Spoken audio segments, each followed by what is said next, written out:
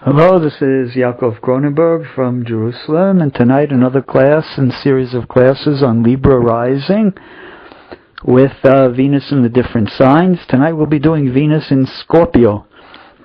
Last week we did Venus in Virgo. Tonight Venus in Virgo in fall. Tonight we'll be doing Venus in Scorpio in detriment. Right, so again, it's not the ruling planet is not going to fall in a sign, in a house or a sign conducive to the ascendant. So we'll talk about that. And again, like we say, always everything depends on a lot of things. Tonight we'll do a chart of a very tremendously famous, wealthy, powerful, successful man who had Venus in Scorpio. And I've seen a lot of people who have Venus in Scorpio that had very successful careers. On the other hand, there's also people with Venus in Scorpio that can get themselves in trouble. I've seen a number of people get themselves in financial trouble with Venus in Scorpio, because Venus rules Venus is the ruling planet, falls in the second house, the house of money. And sometimes they can use, again, everything that is dependent on not only on the ruling planet, but what the dispositor is and the different aspects.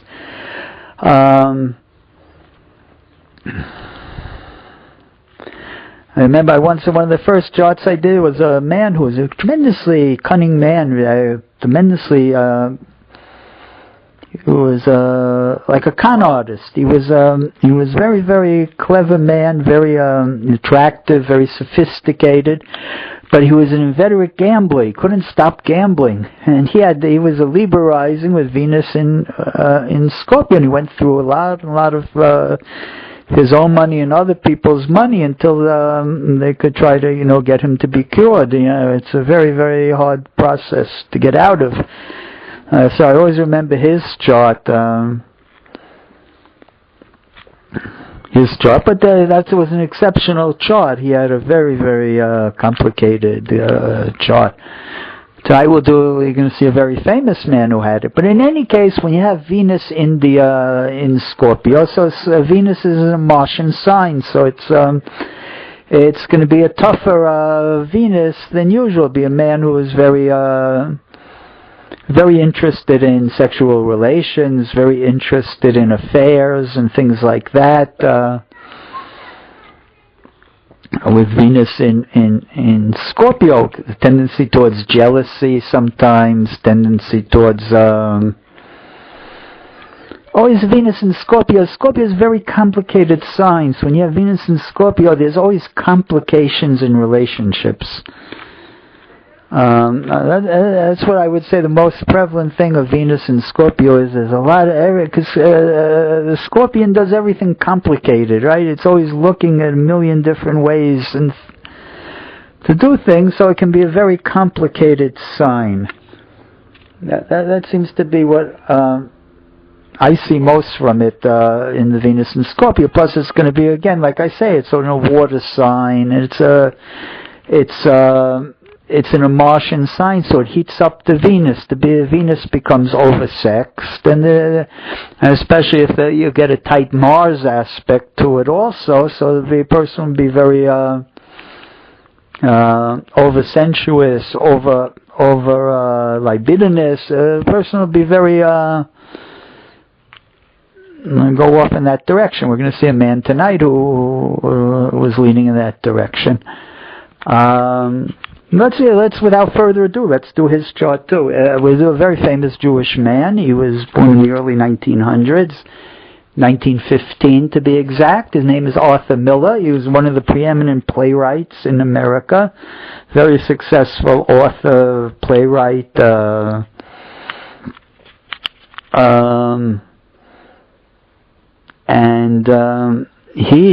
So you see his chart right away. His chart is a classic example. I think we did T.S. Eliot, and T.S. Eliot also we saw that he had. We see right away he had Venus, Mercury in almost exact conjunction on the ascendant in Libra. What more do you want from a writer? But that's very ethereal, very ethical, beautiful writing. You get somebody like Arthur Miller, he's also got Venus with Mercury in exactly conjunct, which gives a tremendous ability for writing.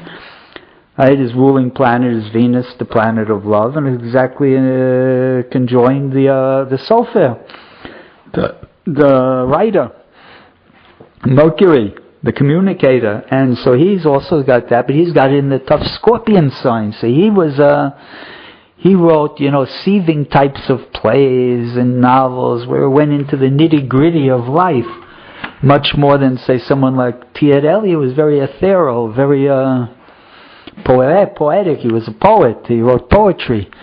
Here he wrote, Arthur Miller was more the nitty-gritty type of writer, but very, very successful. And you look at his chart, the first thing that sticks out is he's got, well, like I said, he's got the Venus and Mercury there conjunct. And so you see right away writing, and you see he's in the second house, the house of money. So there's going to be a big interest in making money. And he became very wealthy, of course, and he's got the sun there in the first house, also in Venus. He wanted to be respected for his art. And another thing that sticks out is you see his ruling planet is in detriment, and the 10th house, he's got Saturn there on the top, also in detriment. And the ruler of the 10th house, Venus, is disposited by that Saturn. So you have the ruler of 1 and 10 both in detriment. That already gives you a clue that the person is going to have some kind of setbacks in life. When you have both the ruler of 1 and 10 in that thing, unless something is very different, there can be a lot of setbacks.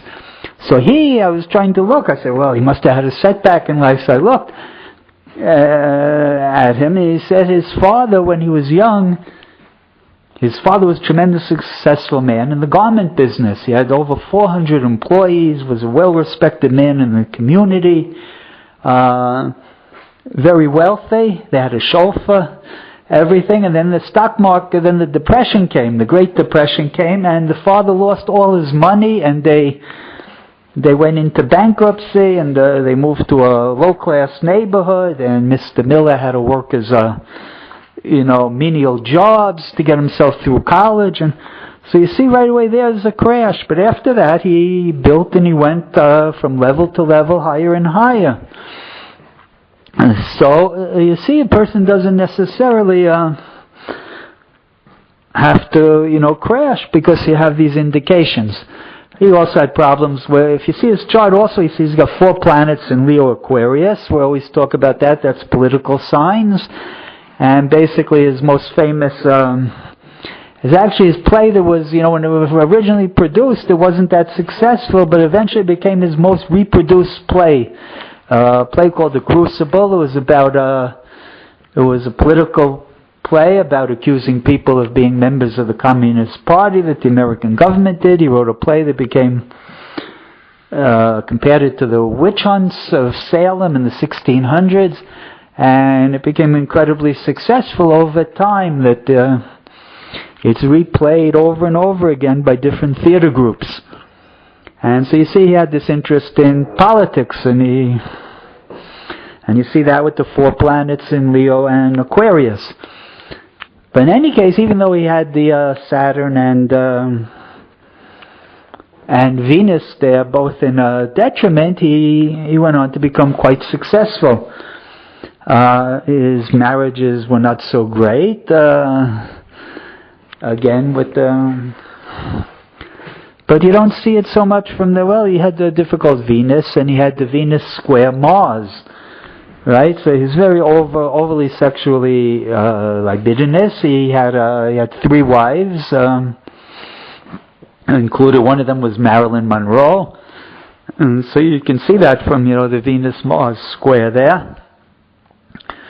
The Mars and Venus Neptune was exactly also square Venus, which gave him a lot of fantasies, and I guess it was good for his art, but not good for his personal life. But in any case, you see a writer here in a theater, right? The ruler of the 10th is in the 5th, the house of the theater, and the ruler of the 5th is in the 10th, the house of career. So you see, that's an indication of theater, and then you see the Libra rising, and the Venus conjoined Mercury exactly tight, and Venus getting the exact aspect from Neptune. So very, very highly motivated person, and you see it just right away. It sticks out that here's a man who's going to be a writer. I thank everybody for listening.